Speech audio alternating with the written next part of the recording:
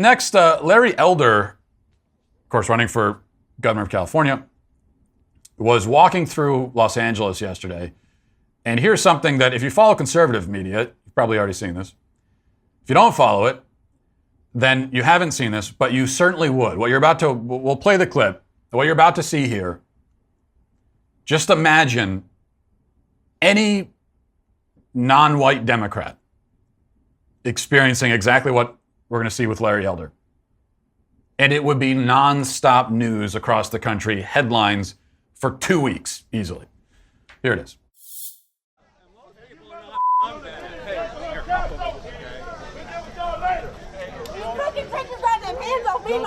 Touch me again! Don't touch her, me! Don't touch her,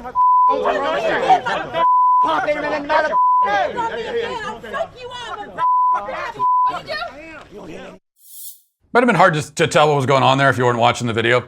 That was a leftist woman in a gorilla mask running up and throwing an egg at Larry Elder, and she missed.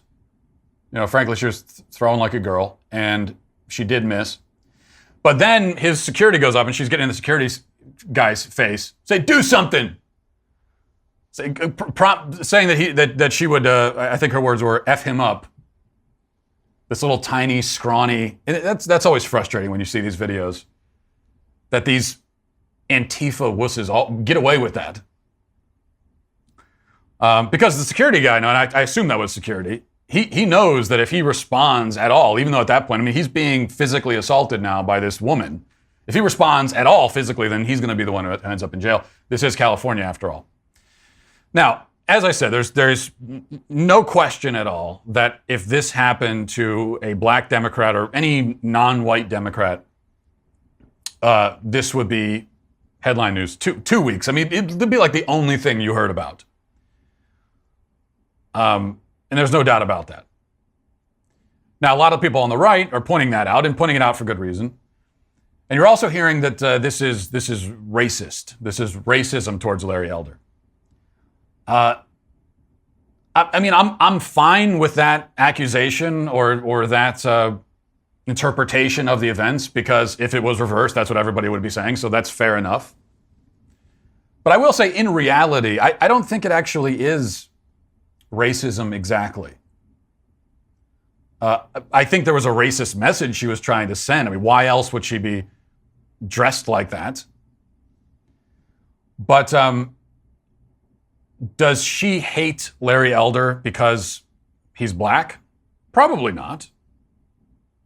I mean, if he was the exact same guy, exact same skin color, and he was singing the tune that she prefers, and he had the BLM T-shirt, and he was saying Black Trans Lives Matter or something, and he's wearing a T-shirt that said that, then she wouldn't have done that. I think what it is, more so than racism, this is just that people on that side, especially the radicals, Antifa and everything, they just don't recognize the humanity of anybody who disagrees with them. So if you disagree with them, if you have a worldview that differs from their own, then all bets are off. They could be racist towards you, they could be sexist towards you, they could do anything and kill you. I mean, they could do whatever they want. Because you're not a person anymore, no matter what your race is. And that applies regardless of race. So that's what this is actually. That doesn't make it better. It's just as bad. But that's what's actually happening here. It's not so much, oh, we hate Larry Elder because he's a black man. It's he disagrees with us, so he's a piece of garbage and worthless, and so we can treat him however we want. And this is how we're going to treat him. If his race contributes at all to the treatment, and it might, it's because people on the left feel that if you're black, then they own you. You owe something to them. And if you disagree with them, especially if you're running for governor of California as a Republican, how dare you?